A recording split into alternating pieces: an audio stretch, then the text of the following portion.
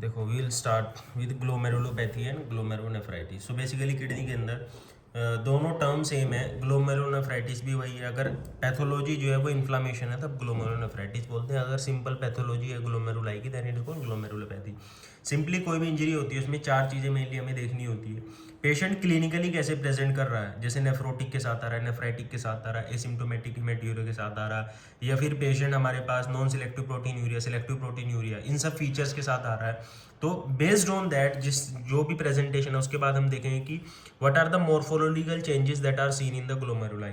यानी कि हम क्या करते हैं, सिंपली बायोप्सी लेते हैं ग्लोमेरुलाई की और उसके बाद हम बायोप्सी पे चेक करते हैं कि उसके अंदर क्या चेंजेस आए हैं, कैसी बायोप्सी में नजर आ रहा है। उसके बाद बायोप्सी में हम देखते हैं कि मॉर्फोलॉजिकल चेंजेस में लाइक कि माइक्रोस्कोपी पे सिंपल माइक्रोस्कोप, इलेक्ट्रॉन माइक्रोस्कोप और इम्यूनोफ्लोरेसेंस, उसमें डिफरेंट डिफरेंट पैटर्न हमें डिफरेंट डिफरेंट डिजीज में देखने को मिलता है। ठीक है, ये चीज़ हम इसमें मॉर्फोलॉजी चेंजेस में। तीसरे नंबर पे हम फिर देखते हैं कि सेकेंडरी मैकेनिज्म ऑफ इंजरी क्या हुआ होगा, यानी कि what could be the secondary cause of injury and secondary mechanism of injury is induced by the primary mechanism of injury. Okay, so ऐसे करके हम अप्रोच करते हैं। सबसे पहले we will study one by one primary immune mediated injury क्या होती है, फिर सेकेंडरी, फिर सारी चीज़ें डेफिनेशन हम देखेंगे। ठीक है, so basically I will tell you two examples here and we will know कि कैसे कैसे यहाँ पे मैकेनिज्म प्रोड्यूस हो रहा है।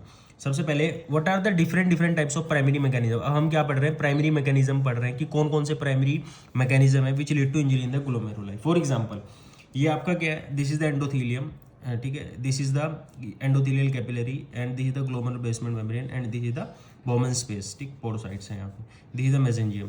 तो बेसिकली हो क्या रहा है, अगर हम ग्लोमेरुलर बेसमेंट को वो जूम करके देखते हैं तो इसमें क्या होता है, अल्फा कोलाजन की चेन्स होती हैं जो कि आपस में इंटरट्वाइंड होती हैं and they're together forms type 4 collagen. Okay, और इसमें एंड पे क्या होता है, ग्लोबुलर नॉन कोलाजिनस हेड्स होते हैं इस टाइप के। ठीक, नॉर्मली क्या होता है हमारी किडनी के अंदर, नॉर्मली जो इम्यून रिस्पॉन्स होता है वो जनरेट नहीं होता है नॉर्मली, जो एंटीजन प्रेजेंट होते हैं किडनी के अंदर। ठीक, फिजियोलॉजिकली कोई, बट समटाइम्स क्या होता है, our own immune system activates against these globular head of the trihelical structure. ठीक है, और उसकी वजह से क्या होगा, ऑटोइम्यून रिस्पॉन्स जनरेट होना शुरू हो जाता है और ये इसको जो एंटीबॉडीज़ हैं, जैसे अब इसके अगेंस्ट एंटीबॉडी बन गई है इस हेड के अगेंस्ट, तो एंटीबॉडी हेड क्वार्टर से निकलेगी, एंटीबॉडी आएगी ब्लड के थ्रू आके सीधा सीधा जहाँ जहाँ पे एंटीजेंस डिपॉजिटेड हैं, यानी कि globular head of peptide chain जहाँ जहाँ पे ये पूरा होगा यहाँ पे, और ये डिफ्यूजली और यूनिफॉर्मली प्रेजेंट होता है जीबीएम के अंदर। तो ऑब्वियस सी चीज़ है कि लीनियरी ऐसे डिपोजिशन है तो लीनियरी एंटीबॉडी आके इस पर अटैच हो जाएंगी। सो ऐसा डिपोजिशन पैटर्न हमें इम्यूनोफ्लोरेसेंस पे भी देखने को मिलता है यहाँ पे। This is the first example that is happening है। सेकंड एग्जाम्पल में क्या हो रहा है कि सेम वही चीज़ है, बट इसमें क्या होता है, मैगलिन्स जो होते हैं नॉर्मली प्रेजेंट होते हैं हमारे विसरल सेल्स के ऊपर। ठीक है, और ये ग्रेनुलर पैटर्न में प्रेजेंट है बीच बीच में। तो जहाँ जहाँ मैगलिन्स हो गए एंटीबॉडी उसके अगेंस्ट बनेगी because of some mechanism, auto antibodies बन गई और वो जाके इसको अटैक करना शुरू कर देती है और ये ग्रेनुलर पैटर्न में होता है। यहाँ पे आपको कैसा मिल रहा था, इधर आपको मिल रहा है कौन सा, लीनियर डिपोजिशन, और इधर आपको मिल रहा है ग्रेनुलर डिपोजिशन ऑफ एंटीबॉडीज। ठीक है, इसका दूसरा नाम हेमन्स ग्लोमेरुलोनेफ्राइटिस भी बोलती है। ठीक, since megalins are present not uniformly but in granular fashion as seen, so antibody will also comes and bind here in the granular pattern. ठीक है, अच्छा, फर्स्ट एंड सेकंड एग्जांपल दोनों में क्या है, आपका जो एंटीजन है वो इंट्रिंसिक है, हमारी बॉडी के अंदर प्रेजेंट है पहले से। एंटीबॉडी बाहर से आ रही है एंटीजन के साथ जो है मिल रही है एट द साइट, मतलब जहाँ पे एंटीजन प्रेजेंट होगा वहीं पे एंटीबॉडी आएगी और एंटीजन एंटीबॉडी रिएक्शन होगी। जब एंटीजन एंटीबॉडी रिएक्शन होगी तो जिस टिश्यू में रिएक्शन होगी उस टिश्यू को डैमेज करना शुरू होता है, और वो टिश्यू क्या है, ग्लोमेरुलस है इस केस में। तो बस यही चीज़ हमें समझनी है कि यहाँ पे एंटीजन अपनी जगह फिक्स है, एंटीबॉडी बाहर से आ रही है, एंटीजन के साथ मिक्स हो रही है, रिएक्शन हो रही है और वहाँ पे पूरा फाइटिंग का रिस्पॉन्स हो रहा है। It is like when two bulls are fighting, who will suffer, grass will suffer. तो बेसिकली ये ग्रास यहाँ पे कौन है, ग्लोमेरुलस है। ठीक है, this is the first thing. अच्छा, एक यहीं पे बता रखा है कि इम्यून कॉम्प्लेक्स क्या ब्लड में मिलेंगे, नहीं मिलेंगे, क्यों, क्योंकि एंटीजन तो फिक्स है ना अपनी जगह। तो इसलिए इम्यून कॉम्प्लेक्स हमेशा ब्लड में बनता है, जहाँ पे एंटीजन और एंटीबॉडी दोनों ब्लड में होते हैं और दोनों के बीच रिएक्शन होती है और वो ब्लड में सर्कुलेट कर रहे होते हैं। That is a immune mechanism that is seen. Okay, अच्छा, नेक्स्ट मैकेनिज्म जो मैं बताना चाह रहा हूँ उसमें इसमें क्या है, एंटीजन आपका इंट्रिंसिकली प्रेजेंट है आपकी लोकेशन पे। यहाँ पे क्या हो रहा है, यहाँ पे एंटीजन आएगा और प्लांट किया जाएगा। ठीक है, antigen is planted in the glomerulus. मतलब क्या हो रहा है, देखो, there are certain antigens which are not intrinsic to the kidney ठीक है। They can be endogenous, they can be exogenous. ये एंटीजन क्या है, आएंगे और आपकी किडनी के अंदर प्लांट हो जाएंगे। ये कहाँ कहाँ पे प्लांट हो सकते हैं? These antigen can be planted here, this is sub endothelial reason.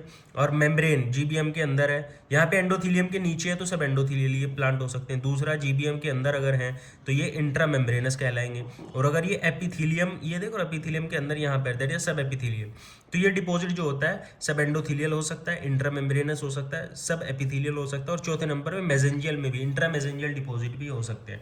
तो जो एंटीजन है वो प्लांट किए जाते हैं यहाँ पे। These antigen can be endogenous और एक्सोजिनस, यानी कि बाहर से भी आ सकते हैं, हमारी बॉडी के ऑन भी हो सकते हैं, और ये बेसिकली सर्कुलेट करके आएंगे ब्लड के थ्रू, और यहाँ पे 1 2 3 और 4 किसी पोजिशन में आके डिपॉजिट हो जाएंगे। ये बात इसमें हमें बतानी है। इसमें एग्जांपल दिया हुआ है एसएलई का। जैसे फॉर एग्जांपल एसएलई में क्या होता है, आपको पता है सेल डैमेज होते हैं। जब सेल डैमेज होगा तो डीएनए निकलेगा, जब डीएनए निकलेगा तो डीएनए ब्लड में सर्कुलेट कर रहा होगा और ये जाके किडनी में डिपॉजिट होगा, act as a antigen in the kidney, ठीक। और जो एंटी डीएनएज एंटीबॉडी है वो इसको फॉलो करेंगी ब्लड के थ्रू आके, और वो फॉलो करके आगे जहाँ पे एंटीजन उसके पीछे पीछे एंटीबॉडी। एंटीजन डिपॉजिट कहाँ हुआ आपका ग्लोमेरुलस में, उसके पीछे पीछे एंटीबॉडी है और वहाँ पे आके डिपॉजिट हो गई, तो उसकी वजह से ग्लोमेरुलोनेफ्राइटिस यहाँ पे डेवलप हो जाएगी एट दैट पॉइंट। ओके, ठीक है। अच्छा, एसएलई में ही एक अनदर कॉन्सेप्ट है जो कि इस एग्जांपल में नहीं है, बस यहीं पे ध्यान रख लो कि एसएलई में ही कई बार क्या होता है, इम्यून कॉम्प्लेक्स भी बनते हैं।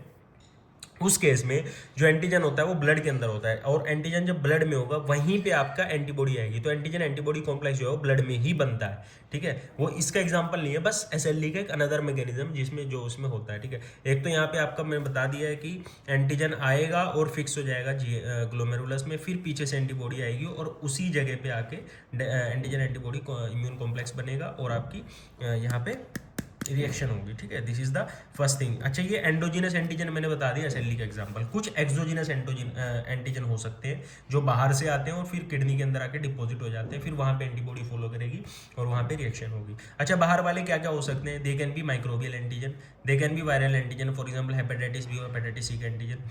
प्लाज्मोडियल मान किसी को मलेरियल इन्फेक्शन हो, उसके बाद जो प्लाज्मोडियल एंटीजन है वो जाके किडनी में डिपॉजिट हो सकता है। दूसरा स्ट्रेप्टोकोकल, किसी को स्ट्रेप्टोकोकल इन्फेक्शन हो गया गले में, उसमें उसके बाद एंटीजन आया किडनी में डिपॉजिट हो गया। ट्रिपोनिमा पैलिडम सिफिलिस वाला हो गया। ड्रग्स लाइक पेनिसिलामीन, ड्रग्स भी कई बार ये करा सकती है। बी स्टिंग, टॉक्सिन्स आपके करा सकते हैं। उसके बाद तेरा हैवी मेटल जो होती है ये सब, तो ये क्या करेंगे अल्टीमेटली, जितने भी तेरे एंटीजन्स हैं जो एक्सोजिनस एंटीजन है, अल्टीमेटली ये पहले ब्लड में आएंगे, ब्लड में आने के बाद ये किस में जाएंगे, किडनी में, किडनी में ग्लोमेरुलस में जाकर डिपॉजिट होंगे, फॉलोड बाय एंटीबॉडी, पीछे पीछे आएगी और यहाँ पे एंटीबॉडी आके इनसे अटैच होगी और एंटीजन एंटीबॉडी इम्यून कॉम्प्लेक्स बनेगा, रिएक्शन होगी यहाँ पे, ठीक है। This is the second thing. अच्छा, दूसरी चीज़ क्या होती है आपका, ओके, एक पॉइंट मैं यहाँ पे बताना चाह रहा हूँ वो ये है कि बेसिकली सब एंडोथीलियल कौन से डिपॉजिट होंगे और आपका सबसे नीचे यानी कि सब एपिथेलियम में कौन से डिपॉजिट होंगे। सो बेसिकली जो भी मॉलिक्यूल या पार्टिकल जो एंटीजन आपके लार्ज होंगे और नेगेटिवली चार्ज होंगे वो ऊपर ही रह जाएंगे, यहाँ पे ऐसे चलता है ना, ऐसे आएगा, ऐसे ऐसे की तरफ आएगा। लेकिन जो मॉलिक्यूल आपके छोटे होंगे थोड़े बहुत, वो यहाँ पे इसकी तरफ, और बहुत छोटे होंगे और पॉजिटिवली चार्ज भी होंगे तो इसको भी क्रॉस कर जाएंगे, इसको भी क्रॉस कर जाएंगे और यहाँ पे आके डिपॉजिट होंगे। तो बेसिकली उस पर डिपेंड करता है। अच्छा, अब दूसरा जो होता है एंटीबॉडी मीडिएटेड में सर्कुलेटिंग इम्यून कॉम्प्लेक्स डिजीज होता है। इसमें सिंपली वही चीज़ है, इम्यून कॉम्प्लेक्स जो होते हैं वो आपके सर्कुलेशन में होते हैं, वही जो मैं एग्जांपल बता रहा था। जैसे एंडोजिनस में मैंने बताया, तो मैं एंडोजिनस में यहाँ पे कि एसएलई में जो कई बार क्या होता है, एसएलई में इम्यून कॉम्प्लेक्स ब्लड के ही अंदर बनता है, तो वो वाला एग्जाम्पल। दूसरा इसमें जो एग्जाम्पल है that is your for example यहाँ पे जो आपका जो है हेपेटाइटिस बी का एंटीजन है वो भी सर्कुलेशन में प्रेजेंट है, यहीं पे एंटीबॉडी मिलेगी और सर्कुलेशन के अंदर ही एंटीजन एंटीबॉडी कॉम्प्लेक्स बनेंगे और रिएक्शन वहीं पे होगी, ठीक है। तो ये सर्कुलेटिंग इम्यून कॉम्प्लेक्स डिजीज होती है, ठीक। अच्छा, यहीं पे कॉन्सेप्ट दे रखा है इन्होंने हाइपर सेंसिटिविटी रिएक्शन का, कुछ नहीं है, तीनों में डिफरेंस पता होना चाहिए। 1 2 3 एंटीबॉडी मीडिएटेड होती है और जो आपका 4 होता है सेल मीडिएटेड होता है। अच्छा, जो 1 2 3 है antibody mediated hyper sensitivity reaction होती है। इसमें जो टाइप 1 होता है एंटीजन इज ऑलवेज एक्सट्रिंसिक, हमेशा ध्यान रखना एंटीजन हमेशा एक्सट्रिंसिक होता है, एंटीबॉडी ऑलवेज आईजीई होती है।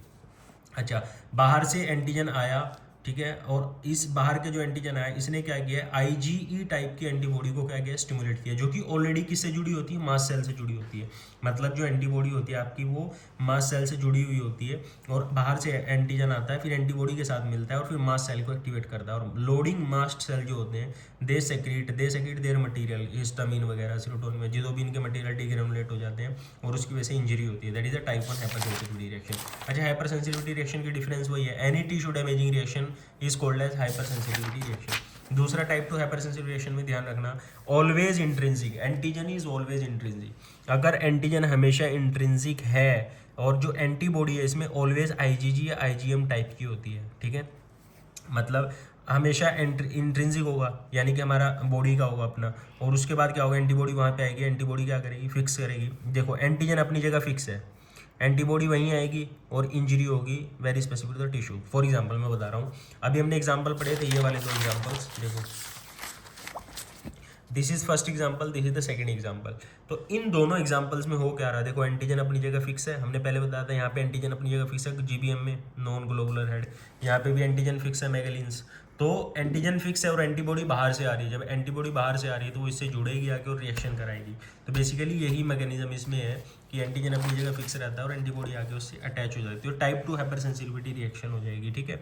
अच्छा, जब एंटीजन के साथ एंटीबॉडी मिलती है तो ऑब्वियसली चीज़ है वो कॉम्प्लीमेंट को एक्टिवेट कर सकती है, न्यूट्रोफिल्स को बुला सकती है, किलर सेल्स को बुला सकती है, और डिफरेंट सेकेंडरी मैकेनिज्म्स के थ्रू वो आपका इंजरी कराती है। टाइप 3 हाइपर सेंसिटिव रिएक्शन क्या होती है बच्चे, इसमें कुछ नहीं है, दोनों फ्री होते हैं, एंटीजन भी फ्री है, एंटीबॉडी भी फ्री है और ब्लड के अंदर है। तो यानी कि जो भी इम्यून कॉम्प्लेक्स रिएक्शन जो ब्लड के अंदर हो रही है वो टाइप 3 हाइपर सेंसिटिविटी रिएक्शन की, जिसके हमने एग्जांपल आपको पहले दे दिए, ठीक है। Okay, now let us come on the, so guys we were discussing कि हमें प्राइमरी इम्यून मीडिएटेड मैकेनिज्म क्या क्या होते हैं। तो इसमें एक ना शॉर्ट फॉर्म में दे रखा है, सबसे पहले एंटीबॉडी मीडिएटेड रिएक्शन होती है, यानी कि इसमें एंटीबॉडी क्या होती है, एंटीजन के अगेंस्ट होती है। इसमें मैंने बताया पहले इंट्रिंसिक एंड प्लांटिंग एंटीजन, तो इंट्रिंसिक में टाइप 3 कोलाजन एंड मैगेलिन्स, जो दो एग्जांपल बताए थे, एग्जांपल 1 एंड 2 दोनों वाले। प्लांटेड एंटीजन में मैंने एंडोजिनस एंड एक्सोजिनस, एंडोजिनस में मैंने बता दिया प्लांटेड में एसएलई का एग्जांपल, एक्सोजिनस में माइक्रोबियल ड्रग्स, टॉक्सिन, अननोन, कुछ भी हो सकता है, ठीक। दूसरा एंटीबॉडी मीडिएटेड में सर्कुलेटिंग इम्यून कॉम्प्लेक्स डिपोजिशन होता है, जिसमें टाइप 3 हाइपर सेंसिटिव रिएक्शन होता है, एंडोजिनस एक्सोजिनस दोनों होते हैं, ये भी सर्कुलेटिंग वाले। एंडोजिनस में एसएलई का वही सेम एग्जांपल, और एक्सोजिनस में हेपेटाइटिस बी एंटीजन अगर बाहर ब्लड के अंदर रिएक्शन कर रहा है एंटीबॉडी तो एक्सोजिनस वाला है। अच्छा, उसके बाद आ जाओ, दूसरा मैकेनिज्म होता है साइटोटॉक्सिक एंटीबॉडीज। इसमें क्या होता है, एंटीबॉडीज जो होती है they are against the cells in the glomeruli. इसमें एंटीबॉडी जो थी वो एंटीजन के अगेंस्ट थी, इसमें एंटीबॉडी सेल्स के अगेंस्ट है। अच्छा, ग्लोमेरुलस के अंदर सेल्स कौन कौन से होते हैं, what are the resident cells of glomerulus, mesangial cells आपको पता है, endothelial cells of the capillaries, epithelial cell यानी कि पोडोसाइट्स, एपिथेलियल सेल्स हो गए, पोडोसाइट वही वाले, ठीक है। तो इनके अगेंस्ट अगर एंटीबॉडी काम करना शुरू कर देती है तो सेल्स यूजुअली क्या होते हैं, सेल्स एक टाइम तक टॉलरेट कर रहा होता है, लेकिन जब आप किसी सेल को बार बार इरिटेट करोगे तो वो इरिटेट होने के बाद मेसेंजियल सेल्स क्या करता है, वो endothelin, proteolytic enzyme, nitric oxide, cytokine, इन सबको रिलीज करना शुरू कर देते हैं। और ये सब तो क्या है, इंजरी के महारथी हैं, तो ये तो इंजरी कराएंगे ही जाएंगे, ये तो सारे मैकेनिज्म के थ्रू ग्लोमेरुलस को डिस्ट्रॉय करना शुरू कर देते हैं। तो ये हो गया साइटोटॉक्सिक मैकेनिज्म। तीसरा मैकेनिज्म होता है cell mediated injury. Cell mediated injury में एग्जांपल याद रखना मिनिमल चेंज डिजीज का। चौथा मैकेनिज्म होता है activation of the alternate complement pathway. Actually ये एक्टिवेशन नहीं है, ओवर एक्टिवेशन है या फिर एबनॉर्मल एक्टिवेशन हो जाता है किसका, अल्टरनेट कॉम्प्लीमेंट पाथवे का। इसका मैं मैकेनिज्म आपको बता दे रहा हूँ, यहाँ पे आप ध्यान से देखना। नॉर्मली क्या हो रहा है, देखो ये अल्टरनेट कॉम्प्लीमेंट पाथवे है। अल्टरनेट कॉम्प्लीमेंट पाथवे नॉर्मली होता कैसे है, जो C3b होता है वो BB को एक्टिवेट करता है और ये दोनों मिल करके दूसरे C3b को एक्टिवेट करते हैं, मोर C3b को एक्टिवेट करते हैं, और ये तीनों मिलके कहलाते हैं C5 कन्वर्टेज। जैसे ये C3 कन्वर्टेज या C5 कन्वर्टेज, और ये C5b को एक्टिवेट कर देता है। अब जो C5b है इन सब के साथ मिल करके 6, 7, 8, 9 इन सबको एक्टिवेट कर देते हो, मेम्ब्रेन अटैकिंग कॉम्प्लेक्स बनाता है और मेम्ब्रेन अटैक करके सेल को डैमेज करते हैं। This is the mechanism of alternate complement pathway. अच्छा, इस मैकेनिज्म में देखो नॉर्मली क्या होता है, जो आपका कॉम्प्लीमेंट पाथवे होता है ये रेगुलेट में रहता है, चेक एंड बैलेंस में रहता है। चेक एंड बैलेंस में via 2 protein, properdin factor and the factor H and I, ये दोनों मिलकर ही चेक एंड बैलेंस में रखते हैं इसको। But if there is a certain irregulation because of which कि suppose properdin is acting highly as compare to factor H and I, okay, तो properdin क्या होता है, ओवर एक्टिवेट कर दे। फॉर एग्जांपल क्या होता है, आपका सर्टेन एंटीबॉडीज जो होती हैं वो बनती हैं हमारी बॉडी के अंदर, और ये क्या करती हैं, these are against the properdin factor, और इसको ओवर स्टिमुलेट कर देती हैं। जब इसको ओवर स्टिमुलेट करेंगी ऑब्वियसली ये चेक एंड बैलेंस लॉस हो जाएगा, तो उसकी वजह से जो आपका alternate complement pathway over activate हो जाएगा और उसकी वजह से वो डैमेज कराना शुरू कर देगा। This is the first mechanism. Okay, now the second mechanism is, रोके शूम करके आता हूँ।